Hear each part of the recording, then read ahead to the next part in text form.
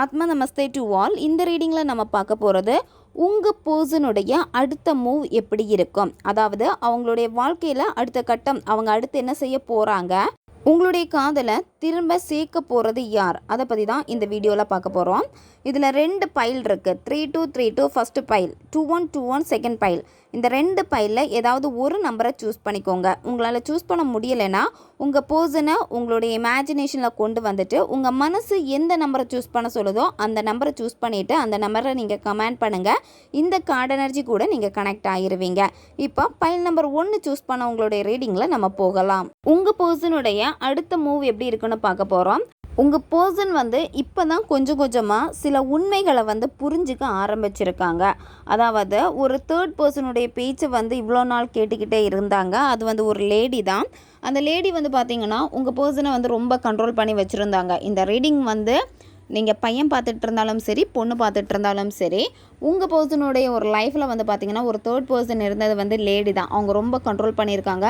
உங்கள் பர்சன்கிட்ட ரொம்ப நல்லவங்க மாதிரி பேசுகிறது, உங்களை பற்றியெல்லாம் தப்பாக சொல்லி கொடுக்குறது, அவங்கள ரொம்ப உயரமாக, அதாவது நான் என்ன சொன்னாலும் சரியாக தான் இருக்கும் அப்படின்னு பிரெயின் வாஷ் பண்ணி தான் வச்சுருக்காங்க. உங்கள் பர்சனுக்கு அந்த உண்மைகள் எல்லாமே தெரிய ஆரம்பிக்குது. உங்கள் பர்சன் இப்போ அதிகமாக யோசிக்க ஆரம்பிச்சிட்டாங்க. சரியா, எது சரி, எது தப்பு, எது உண்மை, எது பொய் அப்படிங்கிறத பற்றி அதிகமாக ஆழமாக யோசிக்கிறாங்க. இவ்வளோ நாள் உங்களுடைய பர்சன் பார்த்திங்கன்னா மற்றவங்களுக்காக தான் எல்லாமே பண்ணிகிட்ருக்காங்க. தனக்காக எதுவுமே பண்ணலை, மற்றவங்களுக்காக தன்னுடைய லைஃப்பை சாக்ரிஃபைஸ் பண்ணியிருக்காங்க. அதாவது அது அவங்களுடைய ஃபேமிலி மெம்பர்ஸாக இருப்பாங்க, அப்படி இல்லைனா நண்பர்களுக்காக இருப்பாங்க. மற்றவங்களுடைய பேச்சில் தான் இருந்து அவங்களுக்காகவே செலவு பண்ணி அவங்களுக்காகவே டைம் வேஸ்ட் பண்ணி இந்த மாதிரி தான் பண்ணியிருக்காங்க. நீங்கள் சொல்லியுமே உங்களை புரிஞ்சுக்கல. ஆனால் இப்போ எப்படின்னா உங்கள் நபர் இழந்துட்டாங்க, நிறைய பணம் இழந்துட்டாங்க, நிறைய உறவுகளை இழந்துட்டாங்க. இப்போ தான் அவங்களுக்கு புரியுது. புரிஞ்சாலுமே உங்கள் நபர் எப்படின்னா இப்போ திரும்ப அதை ஃபஸ்ட்லேருந்து எல்லாத்தையும் சரி பண்ணணும் அப்படின்னு நினைக்கிறாங்க. அதாவது சில உறவுகளை அவங்க காயப்படுத்தி இருப்பாங்க, உங்களையும் ரொம்ப காயப்படுத்தி இருப்பாங்க. அதெல்லாமே சரி பண்ணணும் அப்படின்னு உங்கள் பர்சன் யோசிக்கிறாங்க.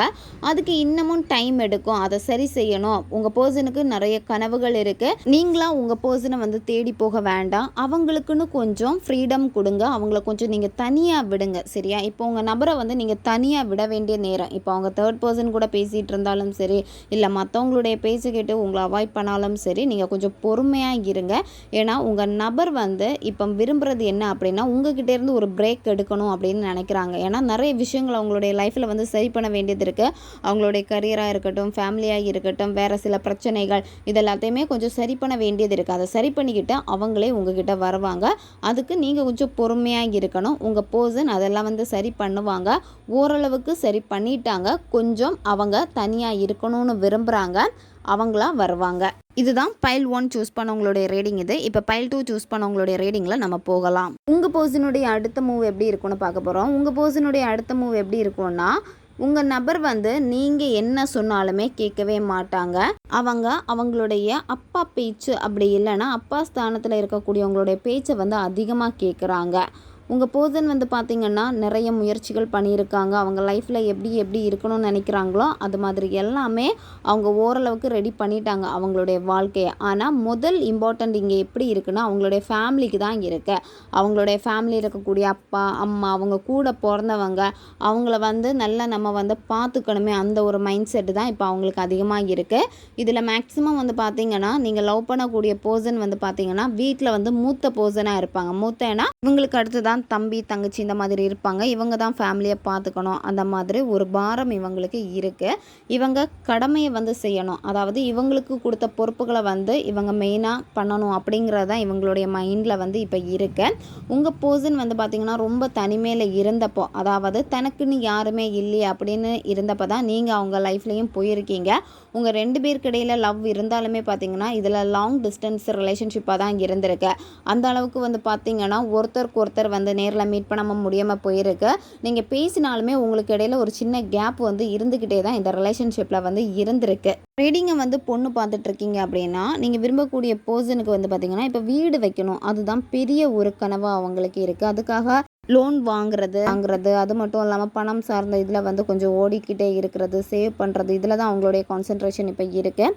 அவங்களுக்கு தேவையான அந்த பணம் வந்து உங்கள் பர்சனுக்கு கிடைக்கும். அவங்க நினச்ச மாதிரியே வீடு வாங்குவாங்க, அப்படி இல்லைனா வீடு வந்து கட்டுவாங்க. உங்கள் பர்சன் உங்கள் நபர் வந்து நிறைய அவமானங்களை வந்து பட்டிருக்காங்க சரியா, நிறைய பேர்கிட்டே இருந்து நிறைய பேச்சுக்கள் வந்து வாங்கியிருக்காங்க. ஆனால் அந்த இடத்துல வந்து உங்கள் பர்சனுக்கு வந்து ரொம்ப ஸ்ட்ராங்காக நின்னது நீங்கள் தான். எதுவுமே இல்லைனாலும் கூட நீங்கள் இருந்திருக்கீங்க அந்த இடத்துல.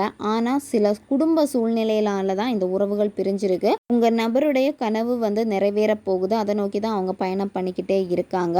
உங்களை பற்றின தாட் உங்கள் நபருக்கு வந்து இருக்குது. இருந்தாலுமே வந்து பார்த்திங்கன்னா இப்போ அவங்களுக்கு மெயினாக இருக்கக்கூடியது சில பணம் சார்ந்த விஷயங்களில் வந்து ஃபோக்கஸ் அதிகமாக இருக்குது. அவங்களுடைய ட்ரீமை நோக்கி அவங்க போய்கிட்டே இருக்காங்க. இப்போ உங்களுக்கு உங்கள் பர்சனை வந்து பார்க்கணுன்னு ஆசை இருக்குது அப்படின்னா முதல்ல நீங்கள் என்ன பண்ணுங்கள் அப்படின்னா உங்களை நீங்கள் நம்பணும் சரியா.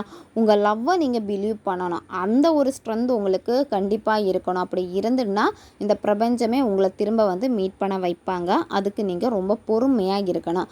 உங்களுடைய பர்சனுடைய கனவுகளை வந்து நிறைவேறட்டும். அது வரைக்கும் கொஞ்சம் நீங்கள் பொறுமையாக இருங்க. நீங்கள் நல்லா மேனிஃபெஸ்டேஷன் பண்ணுங்கள். பிரபஞ்சமே அதுக்கான ஆப்பர்ச்சுனிட்டியை உங்களுக்கு உருவாக்கி கொடுப்பாங்க. இதுதான் பைல் 2 சூஸ் பண்ண உங்களுடைய ரீடிங்.